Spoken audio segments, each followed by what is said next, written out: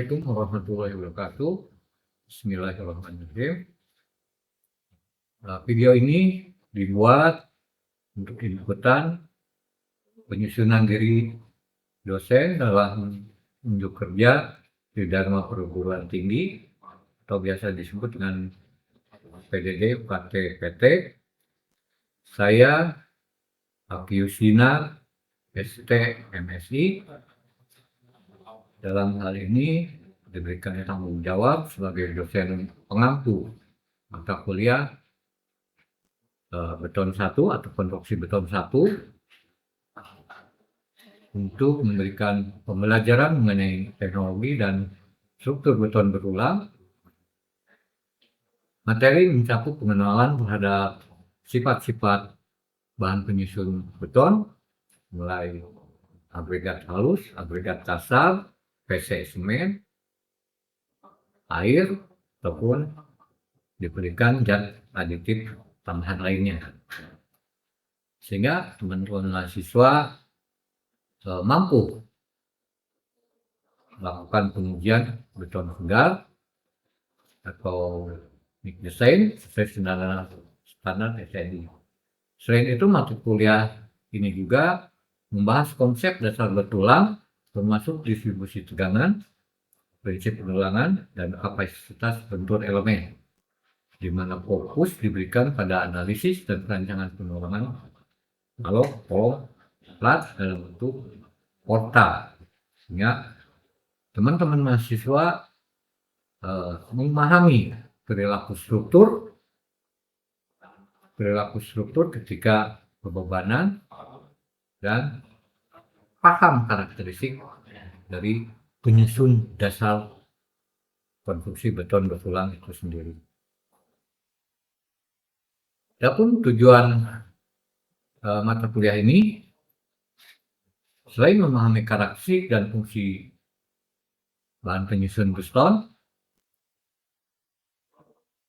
yaitu mahasiswa mampu menganalisis perilaku dan kekuatan elemen struktur beton berulang, apakah itu tulangan tunggal, single reinforcement beam, ataupun double reinforcement beam atau tulangan ganda. Terus selain itu, teman-teman juga ditujukan untuk mampu menggambar penulangan secara prinsipil berdasarkan SNI.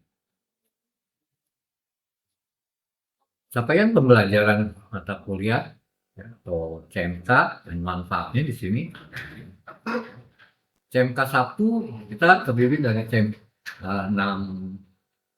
CPNK ya. Satu deskripsi capaiannya itu kami menjelaskan karakteristik bahan penyusun beton dan proses pembuatannya, di mana manfaat untuk di dunia kerjanya agar mahasiswa dapat memilih bahan yang sesuai dan mampu mengawasi pekerjaan di lapangan secara benar ya, dan baik tentunya di lapangan. CMK 2-nya mampu merancang campuran beton atau MIG desain, gimana manfaat praktisnya di lapangan tuh. Harapannya mahasiswa mampu memberikan rekomendasi campuran beton secara ekonomis dan kuat untuk bangunan tersebut. CMK 3 melaksanakan pengujian beton segar ya di laboratorium sesuai standar, dan harapannya di lapangan mahasiswa bisa mendampingi ya stakeholder di lapangan sebagai teknisi laboratorium material, ataupun mendampingi ya, minimal mampu mendampingi uji mutu beton di lapangan. Dan CPNK 4 menganalisis gaya dalam ya, dan menentukan kebutuhan sejumlah tulangan ya, apakah itu balok, kolom maupun plat, sehingga teman-teman harapannya di lapangan tuh bisa ya membaca dan mengevaluasi sistem struktur bangunan gedung. Dan yang terakhir, mampu menggambarkan ya detail penulangan struktur ya sesuai kaidah-kaidah SNI, sehingga mahasiswa bisa melaksanakannya, menggambar secara manual maupun cat. Dan untuk penilaian, kami juga mencoba membuatkan rubrik penilaian masing-masing CFMK atau LPS ya, di mana penekanan penilaian unsur-unsur UAS, TS, kedisiplinan, dan kehadiran. Dan ada satu lagi, kami menitik beratkan pada tugas besar, di mana tugas besar ini kami arahkan secara terstruktur untuk mahasiswa mampu melihat kondisi lapangan yang sebenarnya dan merekam hasil kegiatan tersebut dalam bentuk gambar kerja atau perencanaan campuran beton, apakah perencanaan campuran betonnya atau perencanaan penulangan yang didapat dibuatkan dalam bentuk versi Excel, sehingga bisa merubah karakteristik yang bisa diuji cobakan dan dipresentasikan di kelas. Itu sebesar 20-25%. Biasa kami 35% produksi kalau tugas besar. Kalau UAS 25%, kalau TS 20%, dan selebihnya kedisiplinan dan kehadiran. Menyampaikan RPS ya, rencana pembelajaran studi harian, dan di pertemuan kelima ini kita mengharapkan ya, kami berharap ya teman-teman mampu menganalisa dan mendesain elemen struktur beton bertulang ya, yang menekankan pada elemen struktur lentur ya. Di materi ini kita akan coba bahas tentang balok ya, balok. Dan untuk tahapan-tahapan pertemuan kali ini ya, saya akan coba menjelaskan cakupan materi pertemuan kelima, dan di mana saya berkewajiban untuk menjelaskan capaian pembelajaran atau potensi ya semua. Dan mahasiswa saya memohon ya, berharap ya dapat mendengarkan dan memberikan respon sebagai biasa di pertemuan sebelumnya, dan media yang kami pakai ya Pilot. Nah, kita coba menggunakan versi ini. Nah, di sini bagian untuk bahan pokok bahasan itu ya, untuk konsep beton bertulang sendiri ya, dan selanjutnya berkaitan dengan diagram pertemuan dan gaya statement ya. Nah, berikutnya ya penyajian, dan yang pertama itu penyajiannya dan coba dibakar. Nah, sebelum masuk ke pertemuan kelima ini, barangkali ada yang mengetahui sesi pertemuan minggu sebelumnya. Jadi kita coba mereview ya, mudah-mudahan teman-teman bisa merekam apa yang telah saya sampaikan oleh di minggu lalu. Ada saudara Aziz, sana, yuk silakan. Untuk penjelasan materi sebelumnya tentang perilaku struktur berdasarkan kombinasi pembuanan. Bicara tentang kombinasi pembebanan, oke, ya. Oke, kita coba melihatkan materi yang Ini ya, secara pembebanan. Simpelnya ya, untuk pembangunan struktur, berapapun teman-teman mau merencanakan satu lantai, dua lantai, atau gedung pencakarannya, pada prinsipnya yang harus kalian ketahui itu bagian ini paham berkaitan dengan portal, ya, portal.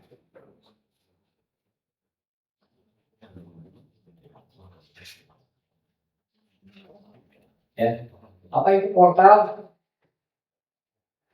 Portal yaitu elemen struktur yang terdiri dari balok, kolom, baik dengan ataupun tidak diafragma horizontal, tempat lantai itu dikatakan portal. Hubungan balok, kolom. Ya. Nah, kalau bicara portal, berarti teman-teman kalau di Jakarta mungkin banyak gedung-gedung pencakar langit, namun yang dilihat itu estetika ya. Ya terbungkus pasade, terbalut kaca dan lain sebagainya ya. Nah, bidang kita hanya mengetahui struktur dasar dari bangunan itu, yaitu hubungan baik kolom, ya, kolom, kondisi, kolom, balok dan plat ini. Ya. Nah, bicara kondisi pembebanan, minggu lalu kita bicarakan tentang beban hidup, beban mati, ataupun berapa beban pak, ya, angin, atau beban salju atau es, ya. Kalau ini lain, oke. Terlepas dari ini, kita coba simulasikan berkaitan dengan portal. Apa yang kalian ketahui dari portal ini? Yaitu tadi yang seperti ditanyakan nanti lalu, perilaku ya, perilaku struktur ya di dalam memperoleh bantuan ini. Di sini perilaku struktur yang tadi saya selalu menggunakan 3 warna ya biar jelas. Sebenarnya simpel teman-teman ya untuk merencanakan bangunan itu. Ya. Hanya kita mengetahui ini aja dasar ini.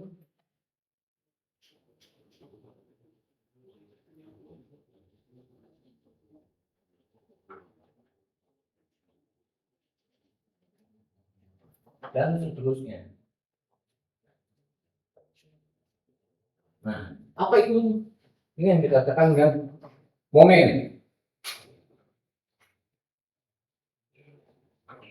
Untuk mendapatkan apa? Untuk mendapatkan tulangan atau pembesian. Ya. Kalau kita potong di sini, apa yang didapat? Kita dengan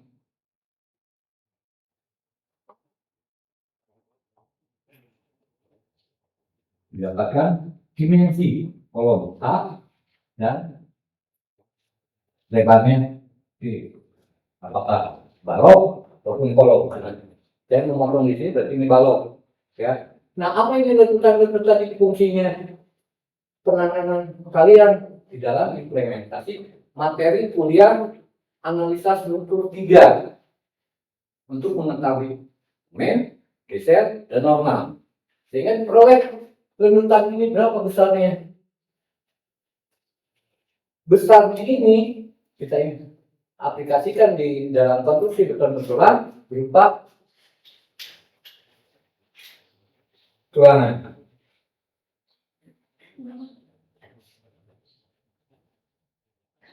Dan seterusnya seperti ini tulangan. Nah, ini yang kita bahas minggu lalu. Kaitan apakah tulangan tunggal, double reinforce atau single reinforce sendiri? Apakah tulangan lengkap atau tulangan tunggal? Gitu ya. Sehingga kalau saya potong tadi di sini, dia ada tulangannya di bawah. 4 atau 3 atau 5 dan lain sebagainya. Ya, kita identifikasi misalnya 4, diameternya 12. Digunakan 4 buah tulangan dan diameter yang kita pakai diameter 12 pembesian. Apakah sudah selesai? Belum. Dari hasil analisa struktur tiga, tadi saya sebutkan bicara momen dan gaya geser. Untuk memperoleh apa ini gaya geser? Untuk mendapatkan, nah,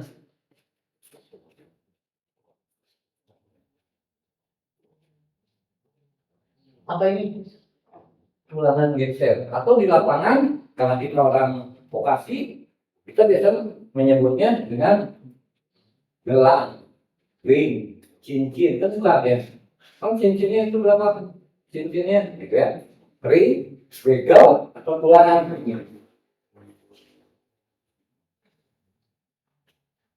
Dua, diameter 10, jarak misalnya 200.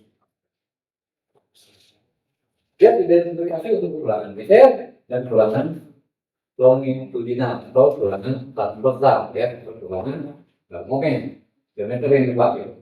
Sehingga apakah lembutan apakah double dan singlenya itu materi kita di minggu yang akan datang.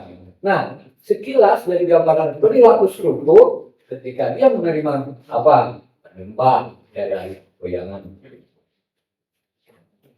ya, beban hidup itu beban fungsional atau beban struktur itu mau dipakai untuk apa sih? Apakah untuk gedung bioskop, atau untuk bangunan sekolah, atau untuk ruko? Nah, ini kita bicara SMI. Terserah itu. Sementara untuk bahan mati, tentu kita tahu setiap material yang kita pasangkan itu ada bobot loh, itu ada beratnya. Berapa dimensi ini? Kalau untuk kolom pun demikian, kolom, misalnya kolom. Berapa dimensi ini? Ini menjadikan bobot mati itu sendiri. Ya, setelah peroleh ini pembebanan adanya unsur faktor reduksi, nanti kita materi ini maksudnya. Jadi seperti itu ya, berkaitan dengan perilaku struktur. Dia akan berubah-ubih bangunan itu tidak kalau kita lihat di Jakarta gedung-gedung seolah kokohnya itu karena ini bukan kaca yang cantik ya, bukan fasado yang indah, tapi ini dan ini tidak yang berkuat ya. Jadi kita ketahui itu sendiri berkaitan dengan konstruksi ya, konstruksi beton bertulang segalanya. Tentu ya berkaitan dengan itu ya. Nah selanjutnya berkaitan dengan pertemuan minggu lalu, sambil kita maju membahas materi ke depan ya. Saudari Ella, hasil saudara Ella. Oke, baik silakan. Itu strong along with beam atau perlindungan lebih kuat daripada baloknya. Nah, itu sebenarnya berkaitan dengan filosofi beton itu sendiri. Ya, filosofi beton sendiri. Filosofi beton yang pertama satu, sia-sia membangun bangunan gedung yang kuat dan mahal. Akhirnya hancur juga ketika terjadi gempa kuat. Jadi harus seperti apa loh merencanakan bangunan? Ya, kita orang teknik itu logika kita harus ini ya, terus mumpuni. Sia-sia membangun bangunan gedung yang kuat dan mahal. Kalau tidak kuat tentunya berkaitan dengan biaya pasti mahal kan? Akhirnya hancur juga ketika terjadi jumlah kuat. Ya. Secara nalar kita tahu kita tidak bisa memprediksi berapa sih gempa yang akan terjadi kan itu, ya kan? Ketika kita merencanakan bangunan yang kita rencanakan itu skala Richter 5, gimana kalau 5,2? Kan gitu. Kalau kita merencanakan 7, gimana kalau 7,2? Kan gitu. Nah terus harus berapa dong kan gitu ya? Nah kita bicara probabilitas. Itu kaitan dengan batas atas dan batas bawah.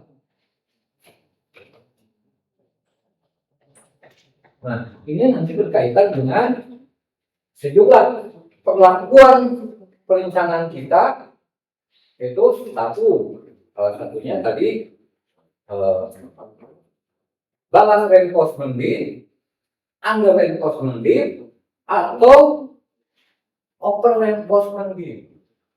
Ya, berkaitan dengan pertanyaan tadi, yaitu di mana tadi disebutkan apa? Strong kolom beam. Kolom dibuat lebih kuat dibanding balon. Karena apa? Kan lihat momen yang terjadi seperti ini. Bayangkan ketika kolom hancur duluan, seperti apa kondisi kehancurannya. Ya, hancurnya tidak ini gitu, tidak mengalah, langsung hancur. Ya, dibandingkan tadi terperlihatkan di sini, ini berkaitan ini ya, gambaran ini berkaitan dengan strong kolom beam, di mana ketika kolom yang kolek, semi plastik terjadi di antara kolom, kehancurannya sembarang. Jadi kita berharap kerusakan yang akan terjadi itu kelemahan di bagian balon. Jadi kehancuran kita tuh kita kondisikan, dan ini akan nampak jelas ketika kita membangun menara, ya, menara, ya. Kehancuran ini mengandung prinsip konsep desain kapasitas itu, ya. Di mana ini ada bangunan-bangunan rumah, ya, bangunan-bangunan rumah, pokoknya padat penduduk misalnya, ya, ada bangunan-bangunan. Nah, kehancuran ini kita kondisikan berupa ada sebagian semi plastik kita terapkan ya. Jadi kehancurannya seperti ini, tidak langsung roboh seperti pohon kelapa. Nah, pohon kelapa itu tidak kita kondisikan seperti itu, hancur begitu saja kan bisa kena. Tapi kita sebagian semi plastik. Dari mana timbulnya semi plastik? Nah, perlakuan tulangan-tulangan ini. Kenapa tidak ada tulangan? Bukan tidak ada ya, ada. Cuman kalau kita lihat potongan di sini, tulangan di sini 1, 2, 3, 4. Di sini barangkali, wah bisa jadi itu. Kedua yang lintang di sini. Nah, karena perilaku struktur seperti pernah saya modelkan berkaitan dengan tangan yang ditekuk. Kalau kalian menekuk seperti ini, bagian bawah tertarik, bagian atas yang tertekan, dan kita tahu bahwa beton tidak tahan terhadap tarik. Ya, beton tidak tahan terhadap tarik, karena yang ada pun, coba tolong tes tekanan betonnya berapa? Tekanan, nggak ada tarik. Beton sangat lemah, hanya 0,03% kekuatan tariknya. Sehingga beton minta bantuan istilahnya kemana? Ke sejumlah tulangan. Karena beton tertarik bagian bawah, sehingga tulangan bagian bawah lebih banyak. Atas 2 misalnya. Itu ya, bagian bawah tertarik dan atas tertekan. Nah, sehingga dengan munculnya konsep itu kita potong di sini. Ini yang kita istilahkan tulangan lapangan dan tulangan tumpuan. Tulangan lapangan dan tulangan tumpuan. Nah, kalau ini saya gambarkan, kalau ini berarti tulangan lapangan. Kalau tulangan tumpuan seperti apa? Tulangan tumpuan berarti kebalikan.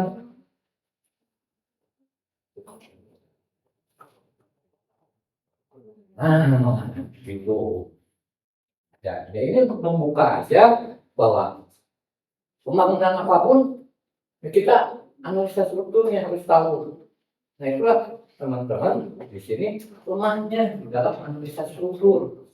Ya kalau bentuknya sih oke gitu ya, cincai lah betul. Menganalisa strukturnya biasanya banyak.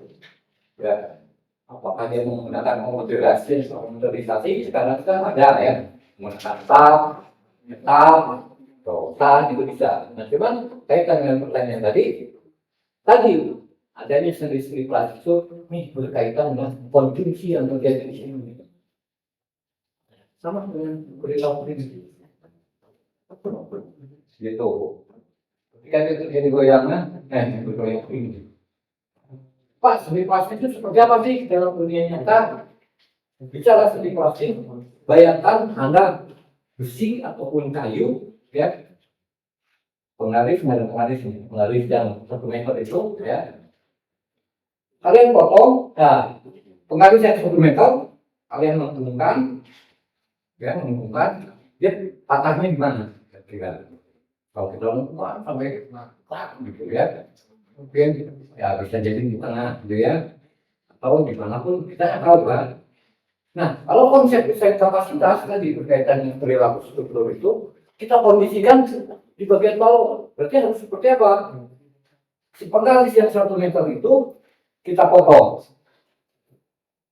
di seperempat bentangnya, misalnya potong berganti, terus sambung lagi. Apakah mau dipaku, pakai triplek disambung, atau dilem, ya, pokoknya kita sambung lagi. Setelah itu kita lanjutkan lagi. Kira-kira potongnya kali mana?